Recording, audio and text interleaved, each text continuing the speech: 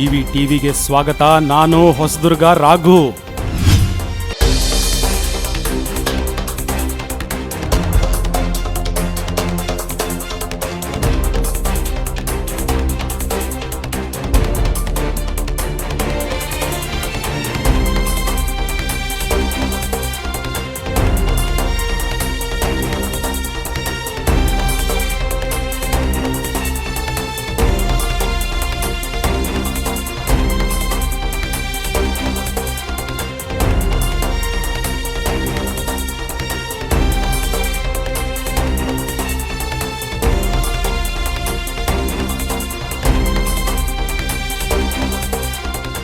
ತಾನೆ ಬಹಳ ವಿಶೇಷವಾಗಿ ಏನು ಇವತ್ತಿನ ಕಚೇರಿ ಉದ್ಘಾಟನೆ ಸಂದರ್ಭದಲ್ಲಿ ಬಹಳ ಸುಮಾರು 3-4 ತಿಂಗಳ ಹಿಂದೆನೆ ಕಚೇರಿ ರೆಡಿ ಆಗಿತ್ತು.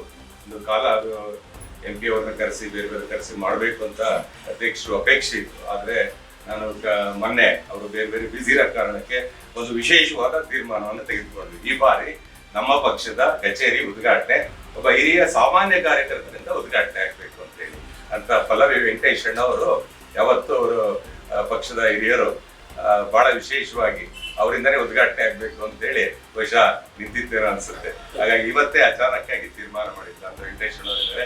ನಮ್ಮ ಪಕ್ಷದ ಎಲ್ಲ ಪ್ರಧಾನ ಕಾರ್ಯದರ್ಶಿಗಳು 3 ಜನ ಆಯ್ಕೆಯಾಗಿದ್ದಾರೆ.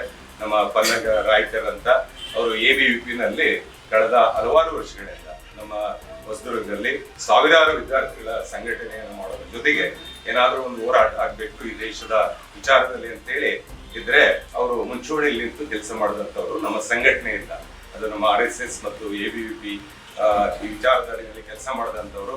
ಅವರು ಪ್ರಧಾನ ಕಾರ್ಯದರ್ಶಿ ಆಗಿದ್ದಾರೆ.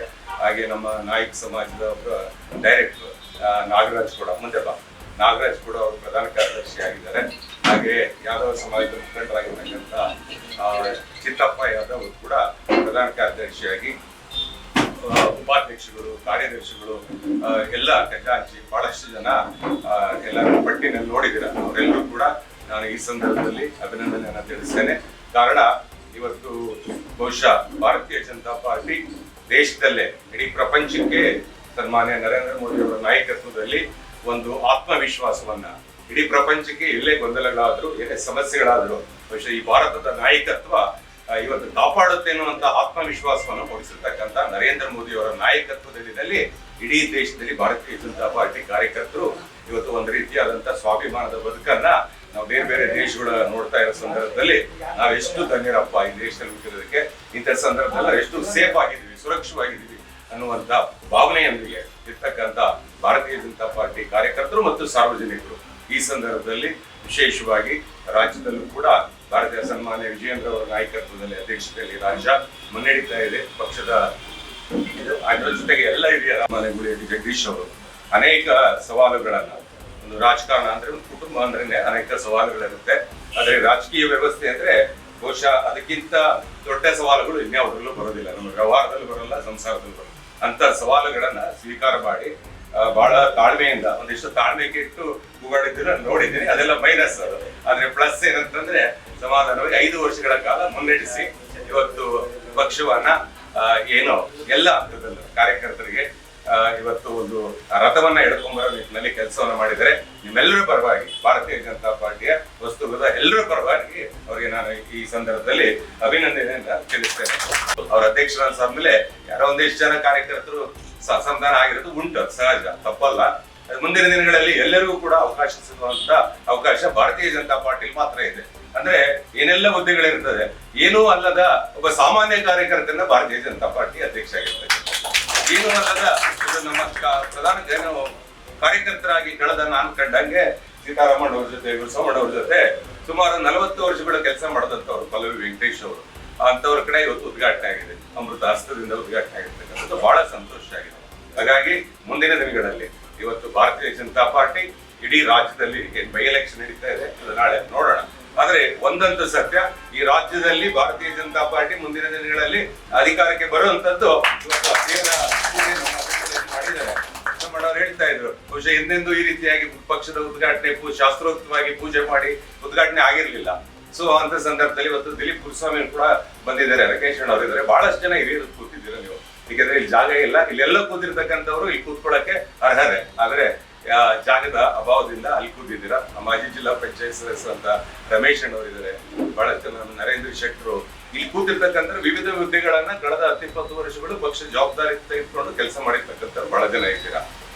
ಮಹಿಳಾ ಘಟಕದ ಅಧ್ಯಕ್ಷರಾಗಿ ಅನಸೂಯಮ್ಮನವರು, ಬಹಳಷ್ಟು ಜನ, ಇಬ್ರು ಅನಸೂಯಮ್ಮನವರು ಇದ್ದಾರೆ, ಭಾರತಕ್ಕ ನಮ್ಮ ರಾಜೇಶ್ವರಿ ಅವರು ಪ್ರಸ್ತುತ ಅಧ್ಯಕ್ಷರಾದಂತವರು. ಅಂದ್ರೆ ಭಾರತೀಯ ಜನತಾ ಪಾರ್ಟಿ ಸರ್ವಸ್ಪರ್ಶಿ ಸರ್ವವ್ಯಾಪಿ, ಸರ್ವಸ್ಪರ್ಶಿ, ಎಲ್ಲರನ್ನು ಮುಟ್ಟುವಂತ, ಎಲ್ಲ ಊರುಗಳನ್ನ, ಎಲ್ಲ ಜನಾಂಗವನ್ನ ಮುಟ್ಟುವಂತ ವಿಚಾರ ಇಟ್ಕೊಂಡಿರ್ತಕ್ಕಂಥದ್ದು ಭಾರತೀಯ ಜನತಾ ಪಾರ್ಟಿ. ಹಾಗೆ ಸನ್ಮಾನ್ಯ ನರೇಂದ್ರ ಮೋದಿ ಅವರು ಕರೆ ಕೊಟ್ಟಿರ್ತಕ್ಕಂಥದ್ದು ಏನಂದ್ರೆ ಇದು ಸಬ್ಕಾ ಸಾಥ್ ಸಬ್ಕಾ ವಿಕಾಸ್, ಎಲ್ಲರ ಜೊತೆಗೆ ಎಲ್ಲರ ಅಭಿವೃದ್ಧಿ ಆಗ್ಬೇಕು, ಎಲ್ಲರ ಒಳಗೂಡಿಕೆ ಅಂತ ಹೇಳಿ ಇವತ್ತು ಹೇಳಿರ್ತಕ್ಕಂಥದ್ದು. ಅದನ್ನ ನಾವೆಲ್ಲರೂ ಮೈಗೂಡಿಸ್ಕೊಂಡು ಇವತ್ತಿನ ಪಕ್ಷದ ಕಚೇರಿ ಉದ್ಘಾಟನೆ ಏನಾಗಿದೆ, ಇದು ಮುಂದಿನ ದಿನಗಳಲ್ಲಿ ಬರುವಂತ ತಾಲೂಕ್ ಪಂಚಾಯತಿ, ಜಿಲ್ಲಾ ಪಂಚಾಯತಿ, ಪುರಸಭಾ ಚುನಾವಣೆಗಳು ಮತ್ತು ಗ್ರಾಮ ಪಂಚಾಯತಿಯ ನಮ್ಮ ಕಾರ್ಯಕರ್ತರು ಅಲ್ಲಿ ಕಂಟೆಸ್ಟ್ ಮಾಡುವಂತ ಚುನಾವಣೆಗಳು ಆಗಿರೋದ್ರಿಂದ ಬಹಳ ದೊಡ್ಡ ಸವಾಲು ನಮ್ ಕಣ್ ಮುಂದಿದೆ. ಆದ್ರೆ ಒಂದಂತೂ ಸತ್ಯ, ಇವತ್ತು ಈ ದೇಶದಲ್ಲಿ, ರಾಜ್ಯದಲ್ಲಿ ಇವತ್ತು ಭಾರತೀಯ ಜನತಾ ಪಾರ್ಟಿ ಅನಿವಾರ್ಯ ಅನ್ನುವಂತ ಸ್ಥಿತಿ ಇವತ್ತು ಜನರಿಗೆ ಬಂದಿದೆ, ನಮ್ಮ ಕ್ಷೇತ್ರದ ಜನರಿಗೂ ಬಂದಿದೆ. ಹಾಗಾಗಿ ನಾವೆಲ್ಲರೂ ಕೂಡ ಒಟ್ಟಾಗಿ ಇಲ್ಲಿ ಯಾರದೇ ವೈಯಕ್ತಿಕ ಸ್ವತಃ ಶಕ್ತಿಗಳು ಇಲ್ಲದೆ ಇವತ್ತು ನಮಗೆ ಮಾದರಿಯಾಗಿರ್ತಕ್ಕಂಥವ್ರು ನರೇಂದ್ರ ಮೋದಿ ಅವರು. ಮೊನ್ನೆ ಸನ್ಮಾನ್ಯ ನಿತಿನ್ ನಬೀನ್ ಅವರು ರಾಷ್ಟ್ರಾಧ್ಯಕ್ಷರಾದಂತ ಸಂದರ್ಭದಲ್ಲಿ ಅವ್ರ ಮಾತುಗಳನ್ನು ಕೇಳಿ ನಮಗೆಲ್ಲ ರೋಮಾಂಚನ ಆಯ್ತು. ಅವರ 46 ವರ್ಷದ ಯುವಕ ಈ ರಾಷ್ಟ್ರದ ಅಧ್ಯಕ್ಷ ಸ್ಥಾನವನ್ನ ಕೊಟ್ಟಿರ್ತಕ್ಕಂಥದ್ದು ಭಾರತೀಯ ಜನತಾ ಪಾರ್ಟಿ. ಅವರು ನರೇಂದ್ರ ಮೋದಿ ಅವರು ಹೇಳಿದ್ದೆ ಅಂತಂದ್ರೆ ಈಸ್ ಮೈ ಬಾಸ್ ಅಂತ. ನರೇಂದ್ರ ಮೋದಿ ಅವರು ಪ್ರಪಂಚಕ್ಕೆ ಬಾಸ್ ಆದ್ರೆ, ದೇಶಕ್ಕೆ ಬಾಸ್ ಆದ್ರೆ, ಇವತ್ತು ಪಕ್ಷಕ್ಕೆ ನನ್ನ ಬಾಸು ನಿತಿನ್ ನಬೀನ್ ಅಂತ ಹೇಳುವಂತ ಕೆಲಸ ಮಾಡಿರ್ತಕ್ಕಂಥದ್ದು ನಮಗೆ ಕೆಲವೊಂದು ಸ್ಫೂರ್ತಿಯನ್ನ ಕೊಡ್ತದೆ. ಹಂಗಂತ ಅವರೊಬ್ಬರೇ ತೀರ್ಮಾನವನ್ನ ತೆಗೆದುಕೊಳ್ಳೋದಿಲ್ಲ, ಆದ್ರೆ ಒಬ್ಬರಿಗೆ ಮಾತ್ರ ಅವಕಾಶ ಸಿಗ್ತದೆ ಅಂತ ಸ್ಫೂರ್ತಿಯ ಮಾತುಗಳು ಇವತ್ತು ಅಣ್ಣಪ್ಪ ಅತ್ಯಂತ ಕಿರಿಯ ವಯಸ್ಸಿನಲ್ಲಿ ಅವಕಾಶ ಸಿಕ್ಕಿದೆ. ನಾನು ಹೇಳ್ತೇನೆ, ನನಗೂ ಕೂಡ ನರೇಂದ್ರ ಮೋದಿ ಅವರು ಹೇಳಿದ್ನ ಪುನರ್ವಿಚಾರ ಮಾಡ್ಬೇಕಾಗುತ್ತೆ. ನಮ್ಮೆಲ್ರಿಗೂ, ನನಗೂ ಸರಿ, is our boss, party boss, party leader. ಅಂದ್ರೆ ಅವರು ಬಾಸ್ ಅಂದ ತಕ್ಷಣ ಎಲ್ಲವನ್ನೂ ಅವರೇ ತೀರ್ಮಾನ ತೆಗೆದುಕೊಳ್ಳುವಂತದ್ದಲ್ಲ. ಪಕ್ಷದ ಒಂದು ವಿಚಾರಗಳನ್ನ, ಒಂದು ರಥವನ್ನ ಎಳ್ಕೊಂಡು ಹೋಗ್ಬೇಕು, ಎಲ್ಲರನ್ನ ಜೋಡಿಸ್ಕೊಂಡು ಎಲ್ಲಿ ಏನೇನ್ ಕೆಲಸ ಹೇಳುತ್ತೆ ಆಯಾ ಕಾಲಕ್ಕೆ ತಕ್ಕಂತೆ ಇವತ್ತು ಪಕ್ಷ ಅಂತ ವಿಚಾರಗಳನ್ನ ಕೆಲಸ ಮಾಡುವಂತ ನಿಟ್ಟಿನಲ್ಲಿ ಅವರ ನಾಯಕತ್ವ, ಅವರ ಮುಂಚೂಣಿ, ಅವರ ಜವಾಬ್ದಾರಿ ಎಲ್ಲದಕ್ಕಿಂತ ಹೆಚ್ಚಾಗಿ, ಅದು ಅಧಿಕಾರ ಅನ್ನೋದಕ್ಕಿಂತ ಹೆಚ್ಚಾಗಿ ಒಂದು ಜವಾಬ್ದಾರಿ, ದೊಡ್ಡ ರೆಸ್ಪಾನ್ಸಿಬಿಲಿಟಿ ಅಂತ ನಾವು ಅಂದ್ಕೋಬೇಕು. ಅವ್ರು ಅಂದ್ಕೋಬೇಕು, ಆ ನಿಟ್ಟಿನಲ್ಲಿ ಕೆಲಸ ಮಾಡ್ತಾರೆ ಅನ್ನುವಂಥದ್ದು ನಮ್ಗೆ ವಿಶ್ವಾಸ ಇದೆ. ಕಾರಣ 6-7 ತಿಂಗಳ ಆಯ್ತು ಅಧ್ಯಕ್ಷರಾಗಿ, ಪದಗ್ರಹಣ ಆಗ್ಲಿಕ್ಕೆ ಬೇರೆ ಬೇರೆ ಅದು ಕೂಡ ಬರಲಿಲ್ಲ ಸಮಯ. ಅದಕ್ಕೂ ಮುಂಚೆ ಸುಮಾರು 4-5 ಕಾರ್ಯಕ್ರಮಗಳನ್ನ, ಹಿಂದೂ ಸಂಗಮ ಅನ್ನುವಂತ ಕಾರ್ಯಕ್ರಮಕ್ಕೆ ಕೈ ಜೋಡಿಸ್ಕೊಂಡು ಎಲ್ಲ ಕಾರ್ಯಕ್ರಮದ ಜೊತೆಗೆ ರೈತ ಪರವಾದಂತಹ ಹೋರಾಟಗಳು, ಮತ್ತೆ ನಮ್ಮ ಧರ್ಮಸ್ಥಳಕ್ಕೆ ಅನ್ಯಾಯ ಆದಂತ ಸಂದರ್ಭದಲ್ಲಿ ಇಡೀ ಮಹಿಳಾ ಸಂಘವನ್ನ ಕಟ್ಕೊಂಡು ಇಡೀ ಬೀದಿನಲ್ಲಿ ದೊಡ್ಡ ಪಾದಯಾತ್ರೆ ಮಾಡೋದ್ರ ಮುಖಾಂತರ ಪ್ರತಿಭಟನೆಯನ್ನ ರಾಜ್ಯ ಸರ್ಕಾರದ ವಿರುದ್ಧ ಮಾಡದಂತ ವಿಚಾರಗಳಿರ್ಬೋದು.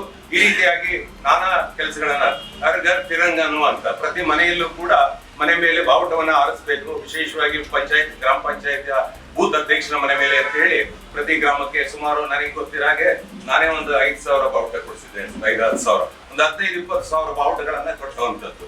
ಸೊ ಹೀಗೆ ಹಲವಾರು ಕಾರ್ಯಕ್ರಮಗಳು. ಈಗ ವಿಶೇಷವಾಗಿ ಮುಂದಿನ ದಿನಗಳಲ್ಲಿ ಬರುವಂತದ್ದು ನಮ್ಮ ಜಿಲ್ಲಾ ಪಂಚಾಯತಿ, ತಾಲೂಕ್ ಪಂಚಾಯತ್ ಚುನಾವಣೆಗಳಿದೆ.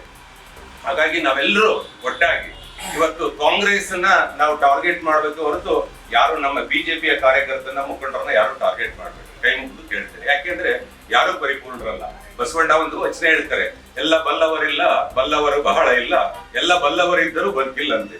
ಎಲ್ಲರೂ ಕೂಡ ಯಾವುದೇ ಎಲ್ಲವನ್ನು ತಿಳ್ಕೊಂಡು ಬದುಕಲಿಕ್ಕೆ ಮಾಡ್ಲಿಕ್ಕೆ ಸಾಧ್ಯ ಆಗಲ್ಲ. ತಪ್ಪುಗಳಾಗುತ್ತೆ, ತಪ್ಪುಗಳನ್ನ ತಿದ್ದುಕೊಂಡು ಹೋಗುವಂತ ಕೆಲಸವನ್ನ ನಾವು ಮಾಡೋಣ, ಅದು ಮುಂದಕ್ಕೆ ಹೋಗುತ್ತೆ ರಥ. ಇಲ್ಲಾಂದ್ರೆ ತಪ್ಪಾಯ್ತು ಅಂತ ಹೇಳಿ ಚಕ್ರ ಕಿತ್ತರೆ ಕಷ್ಟ ಆಗುತ್ತೆ, ಮುಂದಕ್ಕೆ. ಅದು ಚಕ್ರ ಯಾರ್ದು ಅಂದ್ರೆ ಬಿಜೆಪಿಯ ಚಕ್ರ, ಯಾರ್ದು ಅಲ್ಲ. ಹಾಗಾಗಿ ಆ ರೀತಿಯಾದಂತ ಒಂದು ಮನೋಭೂಮಿಕೆಯನ್ನ ನಾವು ಇಟ್ಕೊಂಡು ಬಹುಶಃ ಮುಂದಿನ ದಿನಗಳಲ್ಲಿ ನಾವೆಲ್ಲರೂ ಕೂಡ ಒಟ್ಟಾಗಿ ಕೆಲಸ ಮಾಡೋಣ. ಯಾವುದೇ ಗೊಂದಲಗಳು ಏನೇ ಇದ್ರು ಪಕ್ಷದ ಆಂತರಿಕವಾಗಿ ಒಂದು ಕೋರ್ ಕಮಿಟಿಯನ್ನ ರಚನೆ ಮಾಡ್ಲಿಕ್ಕೆ ಸೂಚನೆ ಬಂದಿದೆ. ಆ ಕೋರ್ ಕಮಿಟಿನಲ್ಲಿ ಪದಾಧಿಕಾರಿಗಳು ಮತ್ತು ಪ್ರಮುಖ ಪಕ್ಷದ ಹಿರಿಯರು ಕೂಡ ಅದರಲ್ಲಿ ಇರ್ತಕ್ಕಂಥದ್ದು. ಆ ಕೋರ್ ಕಮಿಟಿಯಲ್ಲಿ ತೀರ್ಮಾನ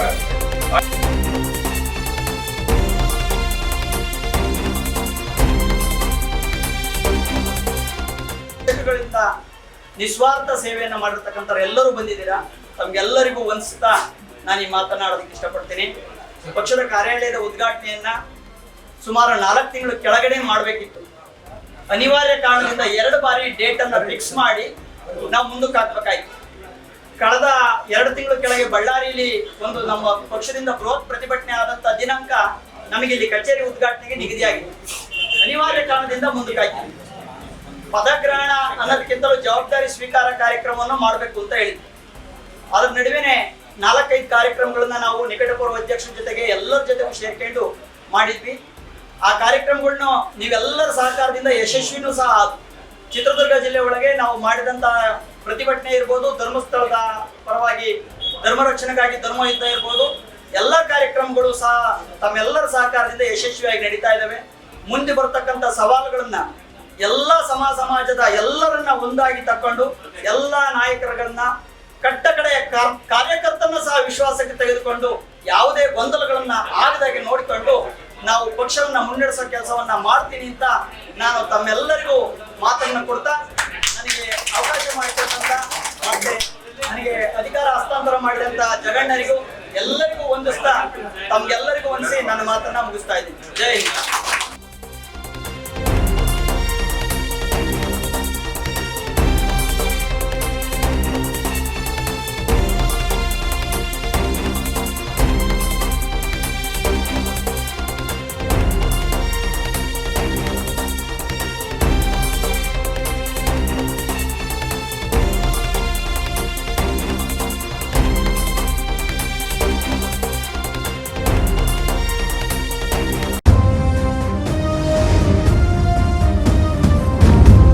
ಜಿವಿ ಟಿವಿ, ಇದು ನಿಮ್ಮ ಧ್ವನಿ.